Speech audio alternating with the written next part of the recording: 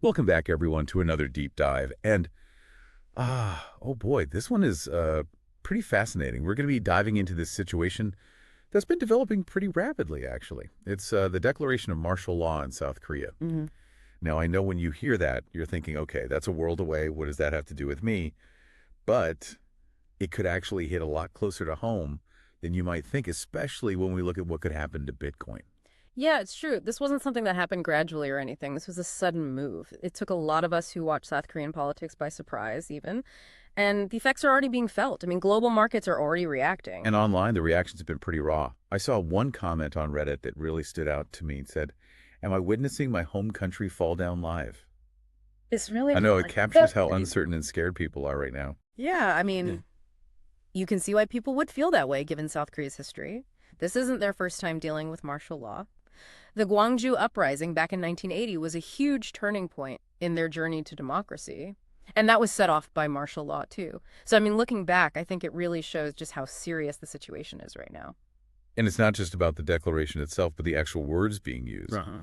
The president is saying that the opposition is sympathizing with North Korea and involved in anti-state activities. He's even saying they're trying to overthrow the liberal democratic system. Yeah. I mean, these are some really serious accusations. Yeah, and especially when you think about the president's approval rating, it's around 15% right now. So it's hard not to see this as maybe him trying to hold on to power when it seems like people don't support him as much anymore. It makes you wonder what his real goals are and what could happen because of this. It's got a lot of people making comparisons to Trump and wondering if the same thing could happen in the U.S. Yeah, and it's not a crazy thought when you see what's going on globally. There are a lot of right-wing leaders pushing the limits of democracy. Makes you think, are these just isolated things, or is there something bigger and more concerning going on? And what does it mean for democracies all over the world? Okay, so we've got this super tense political situation, accusations being thrown around, tons of uncertainty about what's going to happen next in South Korea. And you know what does well in uncertain times? Bitcoin. And we're already seeing people talking about it on Reddit, talking about the Korean won, the KRW, and how it's dropping.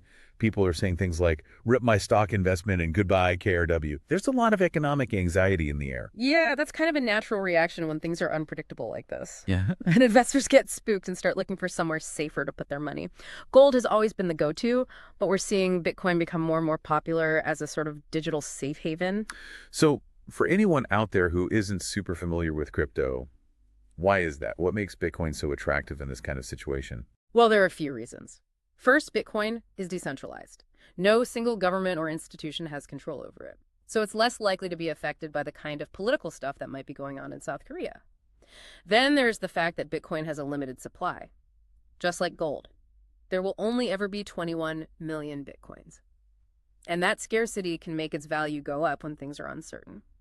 And lastly, Bitcoin is super easy to move across borders. It's like digital gold that you can send anywhere in the world as long as you have internet access. So if you're someone in South Korea who's worried about the one losing value or the government putting limits on what you can do with your money, Bitcoin starts to look like a pretty good option, huh? Yeah, it gives you a way to maybe protect your savings and keep some financial freedom, even when things are politically chaotic, especially with the potential for more control and censorship under martial law. Right, because with martial law in place, the South Korean government has way more power to restrict freedoms. We could see things like internet censorship limits on financial transactions.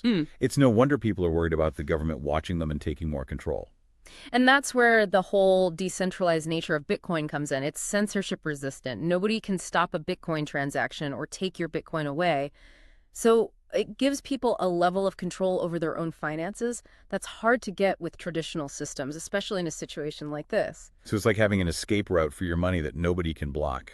Yeah, it's a powerful idea, and I think it might seem even more appealing in a situation like this. I mean, could what's happening in South Korea actually highlight the importance of systems like Bitcoin that are decentralized and censorship resistant, especially in a world that seems more and more geopolitically uncertain? I guess we'll just have to wait and see how this plays out.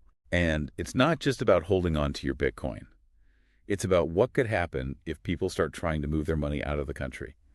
If wealthy South Koreans get worried about the government taking their assets or the one dropping even more, they might try to take their money and run. Yeah, that's definitely possible. And Bitcoin